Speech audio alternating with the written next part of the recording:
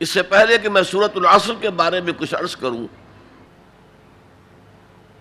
چند باتیں تمہیدی طور پر جان لیجیے۔ نمبر ایک،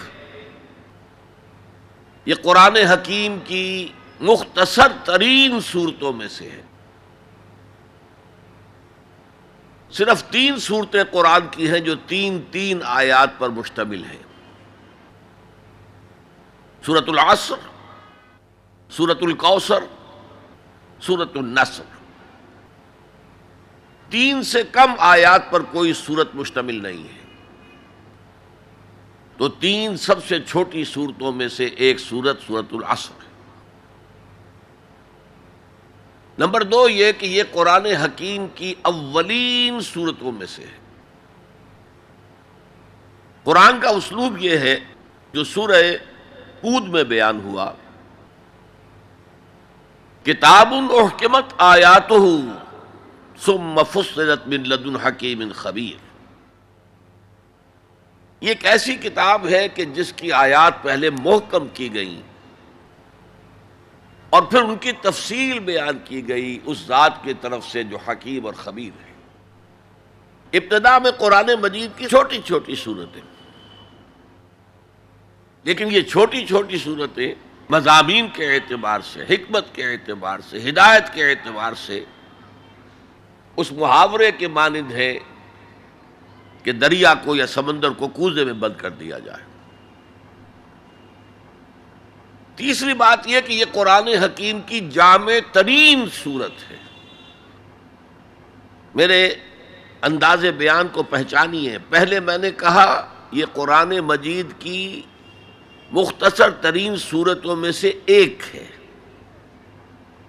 پھر میں نے عرض کیا یہ قرآن حکیم کی اولین صورتوں میں سے ایک ہے، اور اب میں کہہ رہا ہوں یہ قرآن حکیم کی جامع ترین صورت ہے۔ قرآن مجید کا موضوع ہے ہدایت۔ الف لام میم ذالک الکتاب لا ریب فیہ ھدی للمتقین۔ رمضان مبارک کی عظمت کے بارے میں بیان کیا، شہر رمضان الذی انزل فیہ القرآن ھدی للناس وبینات من الھدی والفرقان۔ قرآن سائنس کی کتاب نہیں ہے، اگرچہ سائنٹیفک ریفرنسز قرآن میں ہیں۔ قرآن تاریخ کی کتاب نہیں ہے، قرآن فلسفے کی کتاب نہیں ہے، یہ کتاب ہدایت ہے، فکری ہدایت، عملی ہدایت۔ اور وہ ہدایت جو ہے اس سورہ مبارکہ میں مختصر ترین الفاظ کے اندر سمو دی گئی۔ چنانچہ میں یہاں آپ کو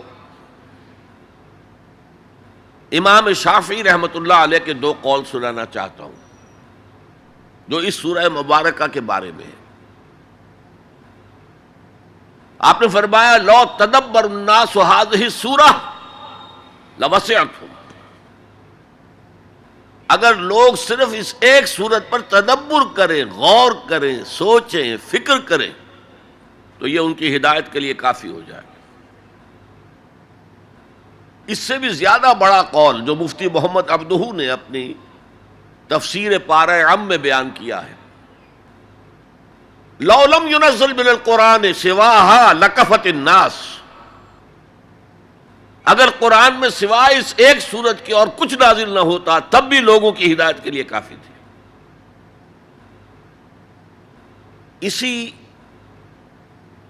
جامعیت کی بنا پر صحابہ کرام کا ایک طرز عمل امام رازی نے لکھا ہے، کان الرجلان من اصحاب النبی صلی اللہ علیہ وسلم اذا التقیا لم يتفرقا حتى يقرأ احدهما على الاخر سورة العصر ثم يسلم احدهما على الاخر۔ نبی اکرم صلی اللہ علیہ وسلم کے صحابہ کا معمول تھا کہ جب وہ باہم ملاقات کرتے تھے تو اس وقت تک علیحدہ نہیں ہوتے تھے جب تک ایک دوسرے کو سورۃ العصر نہ سنا لیں، اس کے بعد وہ پھر سلام کرتے تھے اور اپنے اپنے راستے پر چلے جاتے تھے۔ یعنی تذکیر کے لیے، یاد دہانی کے لیے، ہدایت کے جملہ مراحل کو واضح کرنے کے لیے ایک ایک لفظ میں یہ سورہ مبارکہ جو ہے واقعتاً اسی کی مثال ہے کہ سمندر کو کوزے میں بند کر دیا گیا۔ ایک اعتبار سے یوں بھی کہا جا سکتا ہے کہ یہ قرآن حکیم کے مضامین کا انڈیکس ہے۔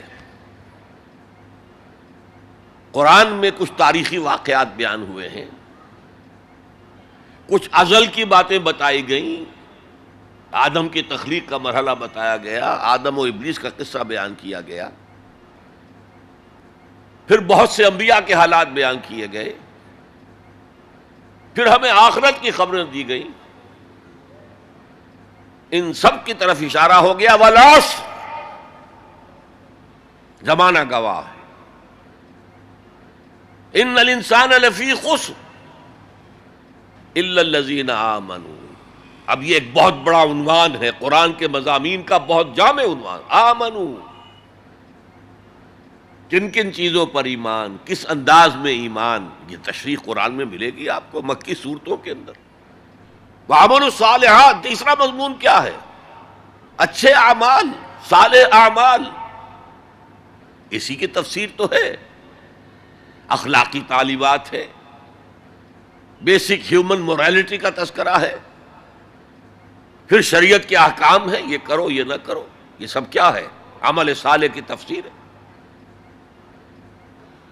وتواصوا بالحق، یہ کیا ہے؟ یہ مختلف عنوانات سے قرآن مجید میں مضمون آیا۔ کہیں اس کو کہا گیا امر بالمعروف نہی عن المنکر، کہیں سے کہا گیا ادعو الی سبیل ربک، اور اس کے اوپر مفصل مضامین ہے۔ اور وتواصوا بالصبر، مدنی صورتوں میں جبکہ جنگیں ہو رہی تھیں تو صبر کی جو تلقین آئی ہے، جس طرح سے آئی ہے وہ آپ کے علم میں ہے۔ تو یہی تو مضامین ہے نا قرآن کے۔ تو گویا کہ سورۃ العصر جو ہے مضامین قرآن کا ایک جامع انڈیکس ہے۔ چوتھی بات یہ نوٹ کر لیجئے کہ یہ کلام انتہائی مؤکد ہے، نہایت تاکیدی ہے۔